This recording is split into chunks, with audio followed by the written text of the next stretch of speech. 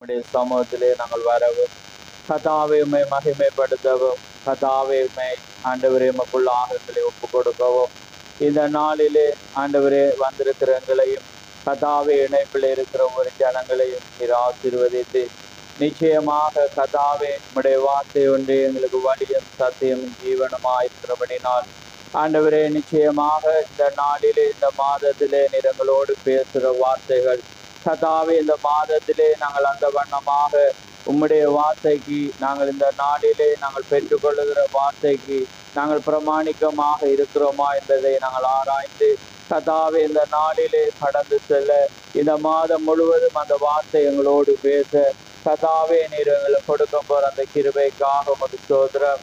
ஆம் கர்த்தாவே இந்த அருமையான பொழுதை உடைய கரத்தில் ஒப்பு கொடுக்கிறோம். ஆம் கர்த்தாவே எங்களுடைய வாழ்க்கையிலே 6 மாதமும் ஆண்டவரே நீர் செய்த ஒவ்வொரு நன்மைக்காகவும் ஒவ்வொரு இரக்கங்களுக்காகவும் ஒவ்வொரு தயவுகளுக்காகவும் எங்களுக்கு மீது நீர் வைத்த அன்புக்காகவும் கோடான கொடி ஸ்தோத்திரம். இந்த நல்ல நாளை ஆசீர்வதியும், இந்த புதிய மாதத்தை ஆசீர்வதியும், உடைய புதிய கிருபையினாலே வழி நடத்தும். நாங்கள் பாடினது போல ஒவ்வொரு நாளும் ஒவ்வொரு நிமிஷமும் கர்த்தாவே உமக்குள்ளாக உம்முடைய சிந்தையோடு நாங்கள் நடக்கவும் கர்த்தாவே நாங்கள் பேசுகிற வார்த்தைகள் மற்றவரை கர்த்தாவே காயப்படுத்தாத வண்ணம் ஆண்டவரை ஆற்றுகிறதாக இருக்கவும் நீ செய்ய போற கிருபைக்காக உமக்கு ஸ்தோத்திரம். இந்த வேளை உம்முடைய கரத்தில் ஒப்பு கொடுக்கிறோம். வந்த ஒவ்வொருவரையும் ஆசீர்வதியும், வராத ஒவ்வொருவரோடு உம்முடைய இரக்கம் கூட இருக்கட்டும். இந்த செய்தியை கேட்கிற ஒவ்வொருவரையும் நீர் ஆசீர்வதியும். யாவையும் உம்முடைய கரத்திலே தாழ்த்தி இயேசு கிறிஸ்து நாமத்தில் கேட்கிறோம். ஆமென், ஆமென். நாங்கள் நின்ற வண்ணமாகவே யோவான் 8ஆம் அதிகாரம் 29ஆம் வசனத்தை நாங்கள் வாசிக்க போறோம். யோவான் 8ஆம் அதிகாரம் 29ஆம் வசனத்தை நாங்கள் வாசிக்க போறோம். நான் வாசிக்கிறேன். யோவான் 8:29. என்னை அனுப்பினவர் என்னுடனே கூட இருக்கிறார். பிதாவுக்கு பிரியமானவைகளை நான் எப்பொழுதும் செய்கிறபடியால் அவர் என்னை தனியே இருக்க விடவில்லை என்றார். ஆமென்.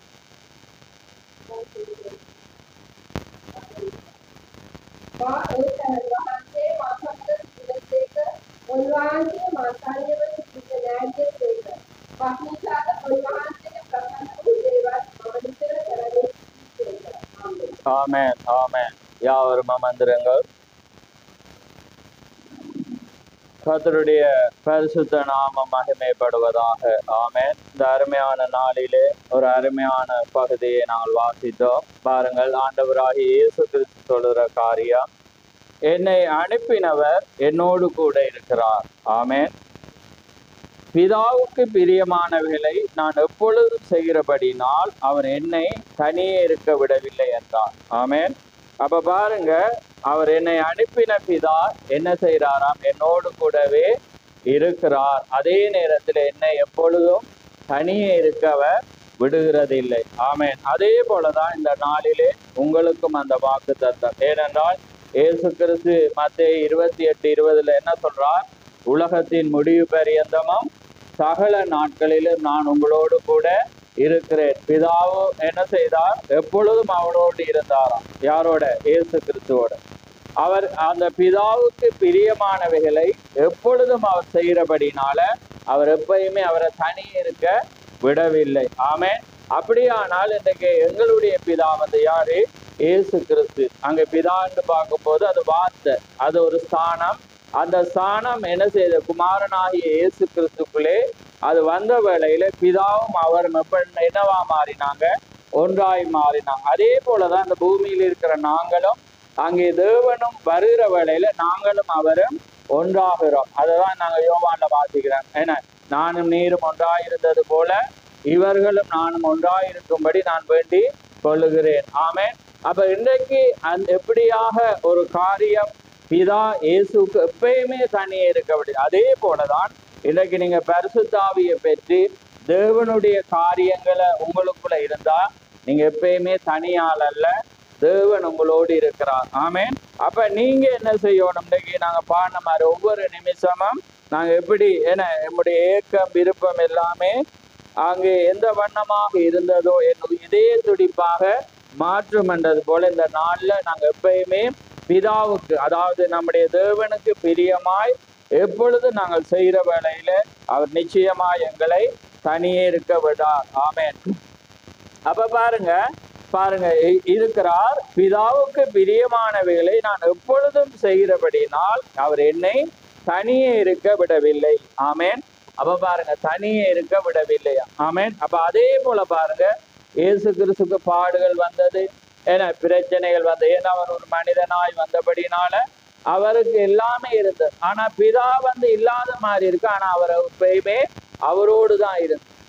அப்ப ஏனென்றா அதே போலதான் இன்னைக்கு நீங்க அடிமையா இருப்பீங்க இந்த உலகத்துல. நாங்க உலகத்துல ஒரு சஞ்சாரியா இருக்கிறோம். அதாவது உலகம் எங்களுக்கு உகந்தது அல்ல. தேவன் தம்முடைய பிள்ளைகளை உலகத்துல வச்சிருக்கு. ஆனா நாங்க உலகத்துல நடக்கும் போது நாங்க உலகத்தின் காரியத்துல அல்ல, உலகத்துக்குள்ளாக நாங்க நடந்தாலும் நாங்க தேவனுடைய பிள்ளைகளாக எப்பயுமே பிதாவுக்கு பிரியமானவைகளை நாங்கள் செய்து நடக்கணும். பாருங்க, அதே போலதான் நீங்க யோசிக்கலாம், நாங்க தேவனுடைய பிள்ளைகளாயிருந்தா ஏன் இப்படியான காரியங்கள். ஆனா நாங்க இந்த நாட்கள்ல அதுக்கு ஒத்த வசனத்தை நாங்க பார்ப்போம். அதுக்கு நாங்க பார்க்கிற வேளையில கலாத்தியருக்கு நாங்க திருப்போம்.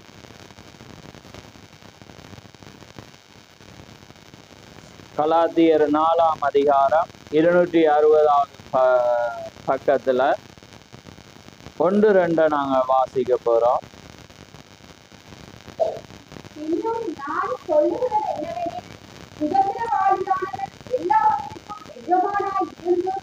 அவன் சிறு பிள்ளையாய் இருக்கும் காலவளவும் அவனுக்கும் அடிமையானவனுக்கும் வித்தியாசம் இல்லை. ஆமென்.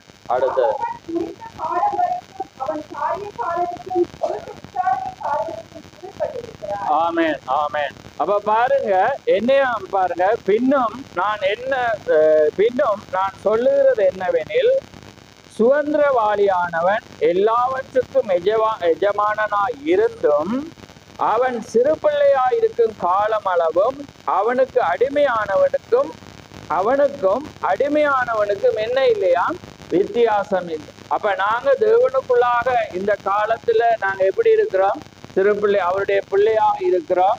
இந்த பூமியில நாங்கள் சில காரியத்துல நாங்க என்ன செய்யறோம், நடக்கணும், நாங்க வேலை செய்யணும், எல்லாமே செய்தாலும் அவனுக்கும் எங்களுக்கும் என்ன இல்லையா, வித்தியாசம் இல்லை. ஏனென்றா அந்த காரியத்துல நாங்க வேறு பிரியல. ஏன்னா தேவன் எங்களை ஆவிக்குரிய விதத்துல வேறு பிரிச்சாலும் நாங்க யாரா இருக்கிறோமா, அங்கே பவுல் சொல்றா, நாங்க எஜமானனாய் இருந்தும் அவன் சிறு பிள்ளையா இருக்கும் காலமளவும் அவனுக்கும் அடிமையானவனுக்கும் என்ன இல்லை, வித்தியாசம் இல்லை. அடுத்தது பாருங்க, தகப்பன் குறித்த காலம் வரைக்கும் அவன் காரியக்காரருக்கும் வீட்டு விசாரணைக்காரருக்கும் என்னையா இருக்கிறானா, கீழ்பட்டு இருக்கிறான். அப்ப பாருங்க, நாங்க உலகத்துல நாங்க இருக்கிறோம், நாங்க வேலை செய்யறவங்க வேலை செய்யறாங்க, படிக்கிறவங்க படிக்கிறாங்க, ஏன்னா உலகத்துல சுய தொழில் செய்யறவங்க செய்யறாங்க. எப்படியா இருந்தாலும் நாங்க அந்த அதிகாரிகளுக்கு நாங்க யாரா இருக்கிறோம், வேலைக்காரனை அவங்களை கட்டுப்படுத்துவாங்க. ஏன்னா நாங்க அவங்களோட இடத்துல வேலை செய்யறபடி. அப்ப இதுக்கு உதாரணம் பாத்தீங்கன்னா, யோசேப்பு யாரா இருக்கிறான், அவன் தேவன் அவனை உயர்த்துவார், ஏன்னா அவன் எப்படியாக அவனை வணங்குவாங்கன்றது என்னதான் இருக்கிறது, சொப்பனம், தேவன் அனுப்பின ஒரு விஷன், அதாவது தரிசனமா இருக்கிறது, சொப்பனமா இருக்கு. ஆனா அவன் எப்படி இருந்தான்னு நாங்க ஆதியாகமம் 39 பாக்குறோம்டா, யாரு அங்க எஜமானனுக்கு பார்வோனுக்கு கீழாக என்ன செய்யறான், அங்க இருக்கும் போது அவன் எப்படி இருக்கிறான், அடிமையாதான் இருக்கிறான். அவன் அங்கிருந்து கொண்டு போகப்பட்ட விற்கப்பட்டபடினால அவன் வேலைக்காரனா தான் இருக்கான். நீங்க வாசிச்சு காத்தீங்கன்னா அவன் எல்லா காரியத்திலும் என்ன செய்யறான், அவனுக்கு யாரு இந்த நான் நினைக்கிற மாதிரி அதை வாசிங்க 39 ஆதியாகமம் 39 வாசிச்சா விளங்கும். போத்திபார் நினைக்கிறேன். அப்ப பாருங்க,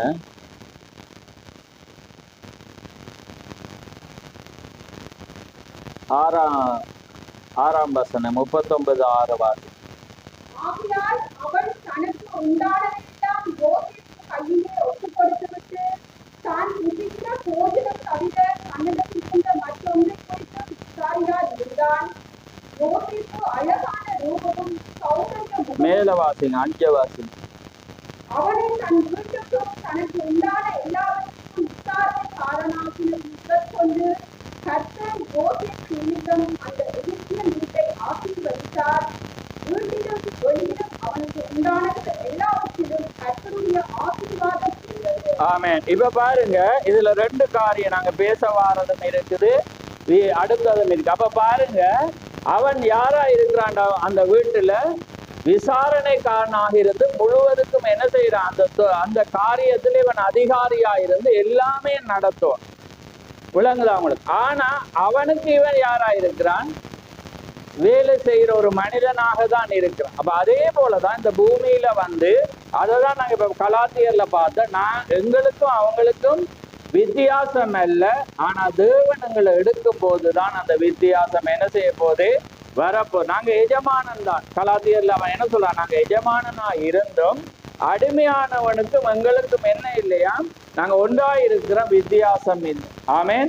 அதே போலதான் இந்த உலகத்துல நாங்க ஒவ்வொரு காரியத்திலே நடந்தாலும் தேவன் எங்களோடு இருந்தா நிச்சயமாக தேவனும் எங்களை ஆசீர்வதிப்பார். அதே நேரம் பாத்தீங்கன்னா இப்ப வாசிச்ச பகுதியில் அடுத்த பகுதி என்ன? தேவன் அந்த எகிப்தியரையும் என்ன செய்தாராம்? ஆசீர்வதிப்பார். அதுல ஃபுல்லா நீங்க வடிவமைப்பு இது வாக்குத்தத்த ஆராதனையா இருக்கபடியா வாசிச்சு பாத்தீங்கன்னா தெரியும். அவ ஏன் இவனை வச்சிருக்கிறான்டா, தேவன் இவனோடு இருக்கிறான். அப்ப அதனால பாருங்க, அது எல்லாமே வாய்க்கும் என்றபடினால அவன் என்ன செய்யறான்னா இவனை அவன் வச்சிருக்க. அப்ப பாருங்க, தேவன் ஒரு காரியத்தோடு இருக்கு. பாருங்க 3ஆம் வசனம் பாருங்க, கர்த்தர் அவனோடு இருக்கிறார் என்றும் அவன் செய்கிற யாவும் கர்த்தர் வாய்க்க பண்ணுகிறார் என்றும் அவன் எஜமானன் கண்டு.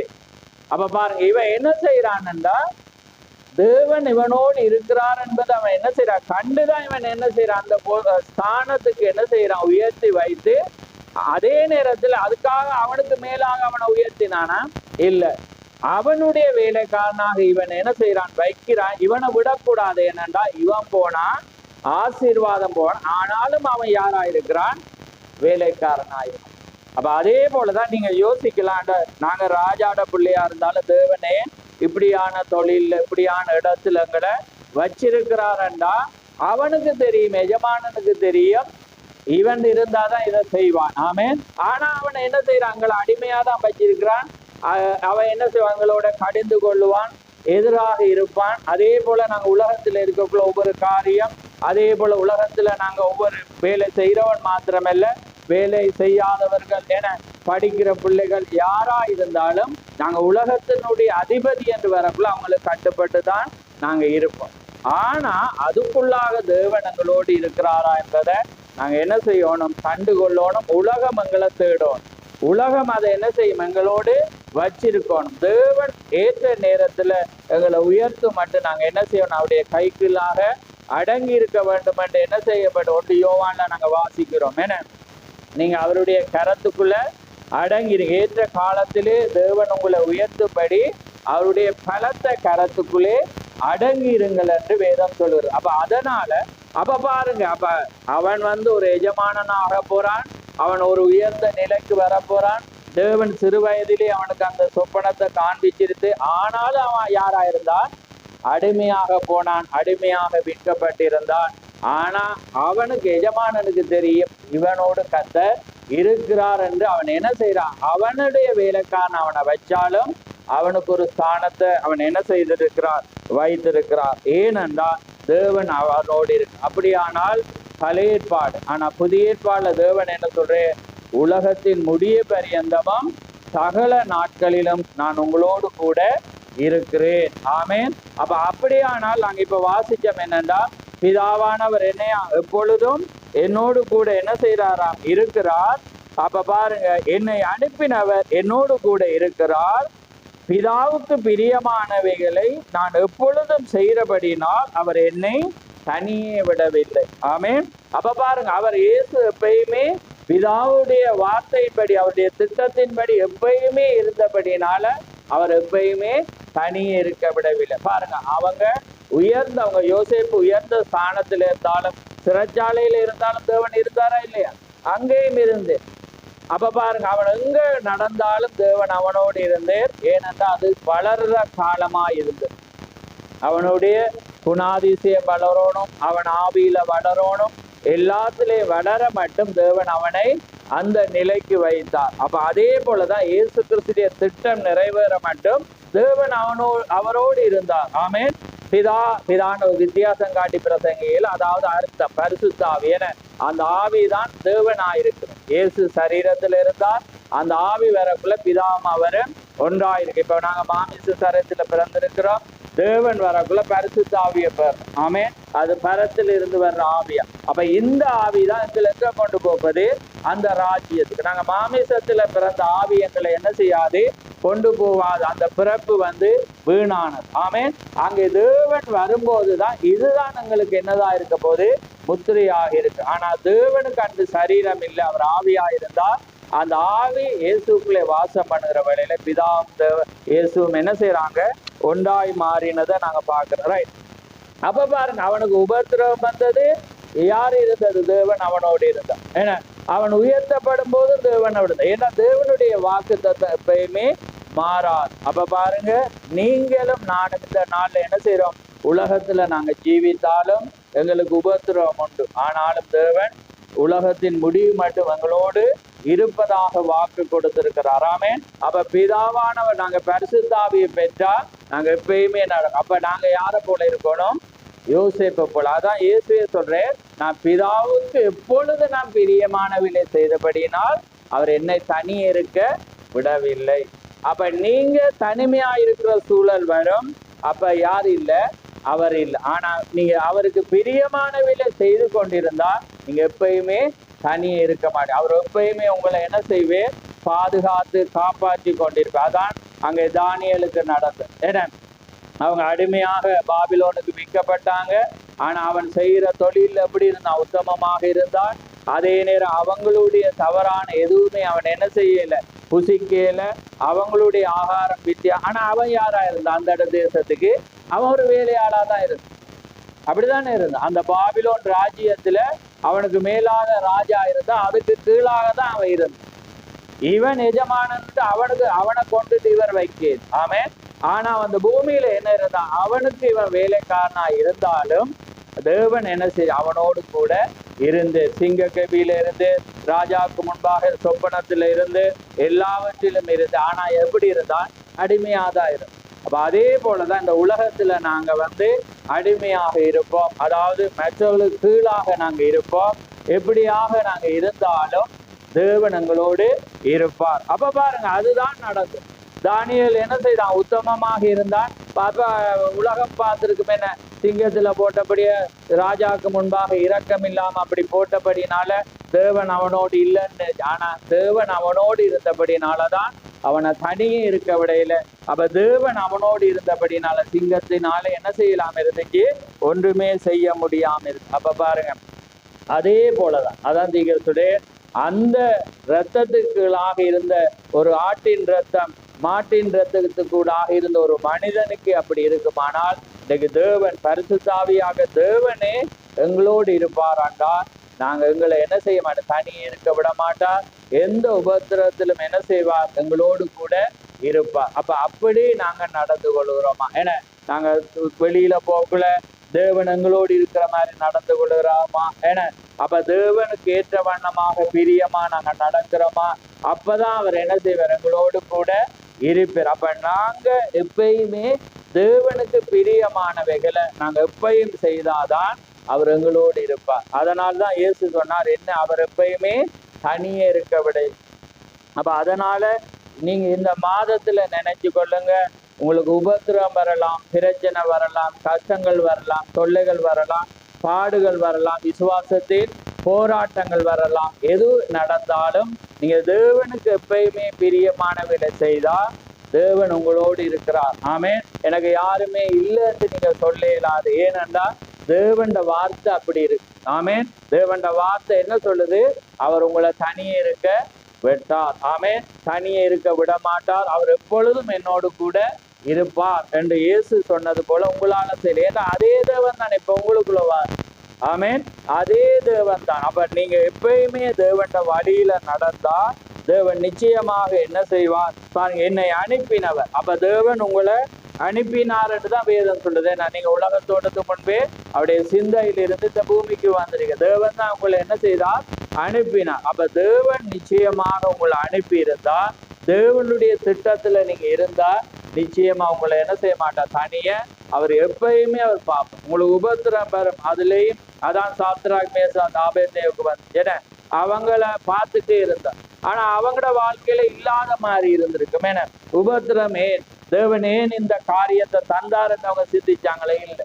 ஏன்னா அந்த நேரம் மட்டும் தேவன் என்ன செய்து பார்த்து கொண்டு அந்த டைம்ல அவர் இறங்கி வந்து என்ன செய்து காரியங்களை எப்ப பாருங்க, தேவன் எப்பயுமே அந்த ஜனத்தை அவர் பார்த்து கொண்டு, அதே போலதான் தேவன் இந்த நாட்களிலும் என்ன செய்வாருங்களை அவர் பார்த்து கொண்டிருக்க. அதான் பாருங்க கலாத்தியர் சொன்னான், பின்னும் நான் என்ன சொல்லுகிறது என்றால், சுதந்திரவாளியானவன் எல்லாவற்றுக்கும் எஜமானனாய் இருந்து, பாருங்க நாங்க யாரா இருக்கிறோம், சுதந்திரவாளி.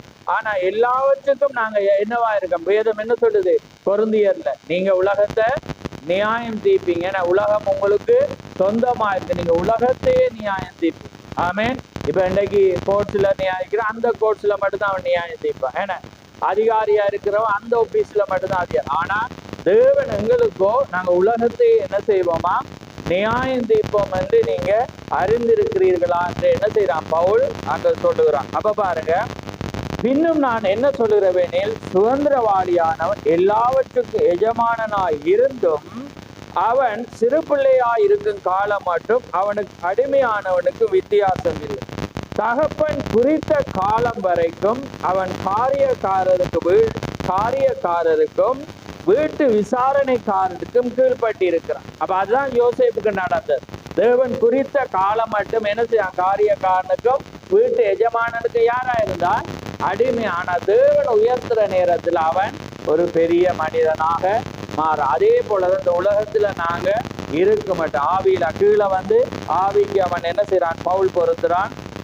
அதுக்கு மேல நாங்க மற்ற வசனத்தை எங்களுக்கு ஏற்றவன் நம்ம. ஏன்னா தேவண்ட வார்த்தை ஒன்றுக்கும் மட்டும் வராது, அது ஒவ்வொன்றுக்கும் வரும். அப்படி இருக்க 3ஆம் வசனம் பாருங்க, நாமும் சிறு பிள்ளைகளா இருந்த காலத்தில் இவ்வுலகத்தின் வழிபாடுகளுக்கு அடிமை பெற்றவளா இருந்தோம். ஆனா அந்த இடத்துல இருந்து நாங்க என்ன செஞ்சோம், வெளியே வந்தோம். அதே போல இன்றைக்கு நாங்க முழுமையா வந்துட்டோமா, இல்ல. இப்பயும் நாங்க சிலதுக்கு எப்படி இருக்கிறோம், அடிமையா இருக்கிறோம். சில காரியத்துக்கு என்ன அடிமையா இருப்போம். சில தவறுகள் வந்துகிட்ட இருக்கு. என்னமே நாங்க என்ன செய்யல, வரையில. ஏன்னா நாங்க யாருமே இந்த பூமியில இன்னும் பரிபூர்ணப்படவில்லை. ஆனா பரிசுத்தாவி முழுவதுமா வரக்குள்ளதான் நாங்க என்ன செய்யப்படுவோம், பரிபூர்ணப்படுற வேலையில எடுத்துக்கொள்ளப்படுதலானது சம்பவிக்கும். அப்ப பாருங்க, தேவன் என்ன சொன்னார், இயேசு என்ன சொன்னார், நான் இந்த தேவன் என்னை எப்பயுமே தனிமையா இருக்க அவர் விடவில்லை. ஆமென். எப்பொழுதும் அவர் என்னோடு கூட இருக்கு. அதே போல இன்றைக்கு நானும் நீங்களும் சிந்திக்க வேண்டிய காரியம். ஆமென். பரிசுத்த ஆவி இன்றைக்கு தேவன் எங்களோடு இருந்தா எந்த உபத்திரம், ஏன்னா அது வந்து தேவன் எங்களை உயர்த்துறதுக்காக. ஆமென். தேவன் எங்களை புடமிடுகிறதற்காக, தேவன் எங்களை உயர்ந்தற்கான. ஏன்னா தேவன் எங்களை குறித்ததான ஒரு திட்டத்தை வச்சிருக்கு. நீ எப்படி ஆவா என்பது தேவனுடைய திட்டமாயிருக்கு. அப்ப அது மட்டும் நாங்க என்ன செய்யறோம், உலகத்துல இருந்தாலும் நாங்க அந்த ஸ்தானத்துக்கு வந்து கீழ்பட்டு தான் இருக்கோம். ஆமென். அப்படிதான் வேதம் சொல்லுது. நீங்க உங்களோட அதிகாரிகளுக்கு எப்படி இருங்க, கீழ்படிச்சிருக்கு. அதே நேரத்துல அதான் வேதம் என்ன சொல்லுதுன்னா, நீங்க எப்படி தேவனுக்கு பயந்து கீழ்படிஞ்சு இருக்கிறீங்களோ அதே போல தேவனால் நியமிக்கப்பட்ட அதிகாரமும் யாரால உண்டானதான், தேவன். அதுக்கும் நீங்க என்ன செய்ய பாருங்க, ஈக்குவலா தான் வேதம் சொல்லு. அப்ப அதே போலதான். ஆனா எப்ப திட்டத்தை நம்ம உடைப்போம்டா, ராயனுடைய நீதி தேவனுடைய நீதி. ஆமே. தேவனுடைய நீதிக்கு தடையா இருக்கக்குள்ள நாங்க உடைக்கும். ஆனா அவங்களுடைய வேலை சட்ட திட்டத்துக்குள்ளாக வரும்போது அதுக்கு நாங்க பிரமாணிக்க. அதுதான் நீங்க யோசேப்பா இருக்கலாம், தானியலா இருக்கலாம், அதுக்கு சரியாக கீழ்ப்படிஞ்சு உத்தமமாக நடக்கும். ஆனா தேவனுடைய காரியத்தை வச்சு இவங்க சுயமா ஒரு தண்டனை, இதை வணங்கணும் என்னக்குள்ள அவங்க என்ன செஞ்சாங்க, இல்லை அது வேலைக்கும் அதுக்கும் சம்பந்தம் இல்லை, அந்த திட்டத்துக்கும் அதுக்கும் சம்பந்தம் இல்லை. அதுக்கு அவங்க என்ன செய்யல, கீழ்ப்படியல். அதே போல யோசேப்பும் என்ன செய்யல, கீழ்ப்படி. இப்படியாக ஒவ்வொரு மனிதனை நாங்க பார்க்கலாம். ஆனா இந்த பூமியில அந்த வண்ணமாக நாங்க என்ன செய்யணும், ஒவ்வொரு பிரமாணிக்கத்துக்கு உத்தமமாக நாங்க நடப்போம். அங்கே தேவன் எங்களை உயர்த்த மட்டும் சில பிரச்சனைகள், பாடுகள் என துன்பங்கள் எல்லாமே இருந்தாலும் தேவன் வார்த்தை இன்னைக்கு என்ன சொல்லுது, தேவன் நிச்சயமாக உங்களோடு அவர் இருப்பார், அவர் தனிய விடுவது இல்லை. ஆமேன்.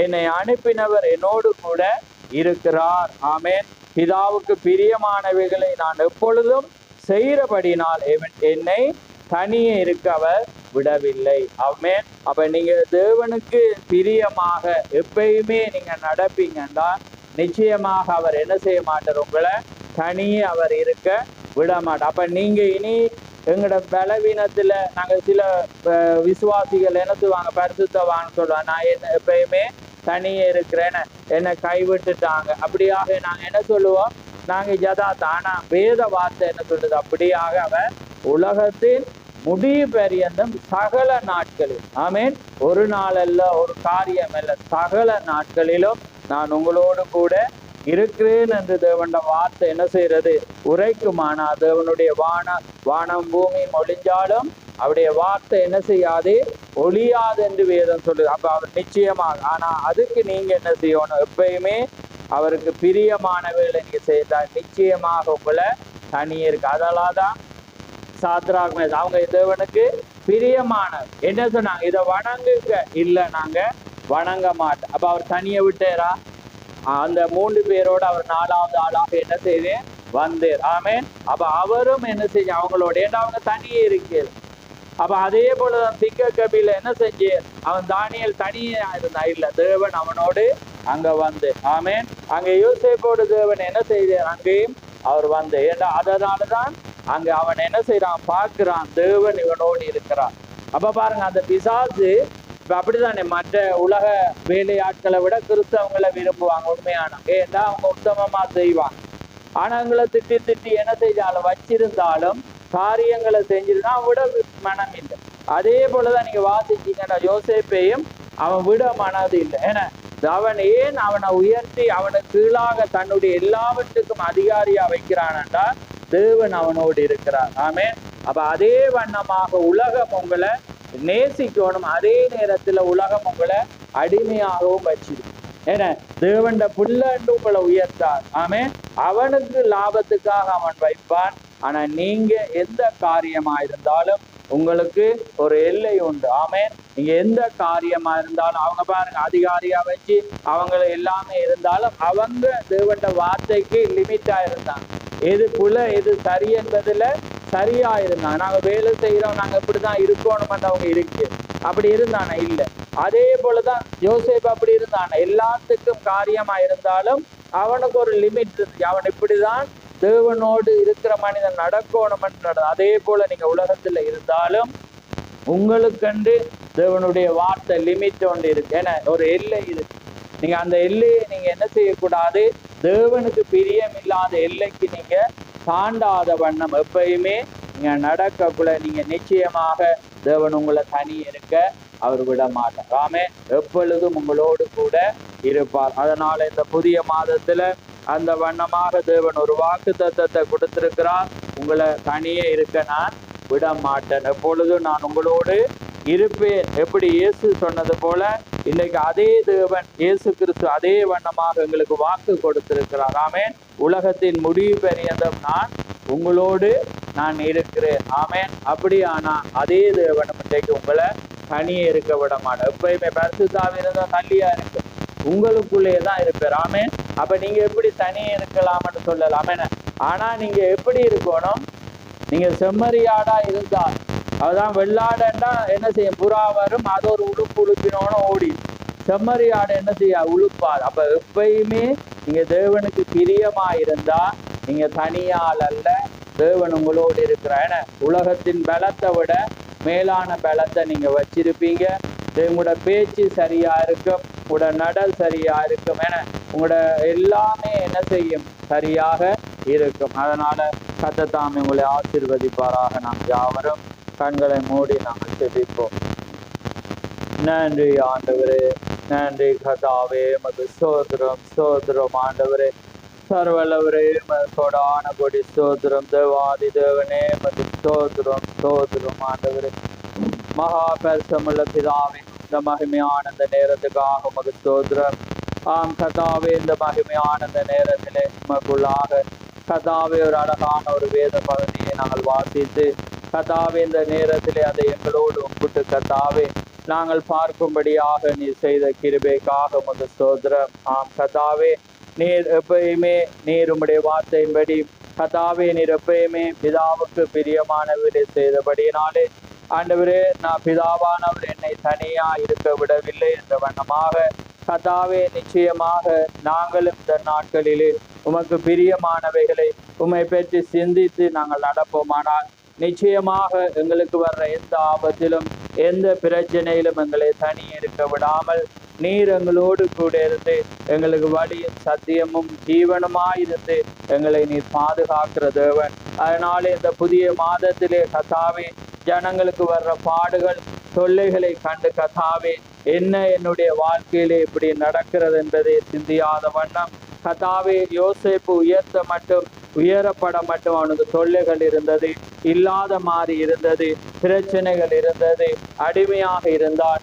ஆனால் அந்த வாக்கு தத்தம் நிறைவேற வேளையிலே அவன் உயர்த்தப்பட்டான். அதே போல கர்த்தாவே தானியேலும் அந்த வண்ணமாக கர்த்தாவே அடிமையாயிருந்தான். ஆனால் நாளானது வர்ற வழியிலே அவன் விடுதலை ஆனதை நாங்கள் பார்க்கிறோம். அதே போல கர்த்தாவே இந்த பூமியிலே நாங்கள் ஆண்டவரே அடிமையானவர்களுக்குள்ளாக நாங்கள் இருக்கிறபடினாலே அது வித்தியாசம் இல்லாத மாதிரி இருந்தாலும் பவுல் சொன்னது போல கர்த்தாவே ஒரு நாள் அங்கே வருகிற வேளையிலே எங்களுக்குள்ளாக அந்த வித்தியாசத்தை நீர் கொண்டு வந்து உம்முடைய வார்த்தை நிறைவேற வேளையிலே எங்களை உலகத்துக்கு அதிபதியாக உலகத்தின் ஆண்டவரே நியாயம் தீர்க்கிறவர்களாக நீர் மாற்றும் போது கர்த்தாவே நாங்கள் உயர்த்தப்படுவோம் என்று நாங்கள் விசுவாசிக்கிறோம். அதனாலே கேட்ட செவிகளை ஆசீர்வதியும், இந்த வார்த்தை ஆசீர்வதியும். யாவை உம்முடைய கரத்திலே தாழ்த்தி இயேசு கிறிஸ்துவின் நாமத்தில் கேட்கிறோம். ஆமென் ஆமென். என் ஆத்துமாவே கர்த்தரை ஸ்தோத்திரி, என் முழு உள்ளமே அவருடைய நாமத்தை ஸ்தோத்திரி. என் ஆத்துமாவே கர்த்தரை ஸ்தோத்திரி, அவர் செய்த சகல உபகாரங்களையும் மறவாதே. ஆமென். Praise the Lord. கர்த்தர்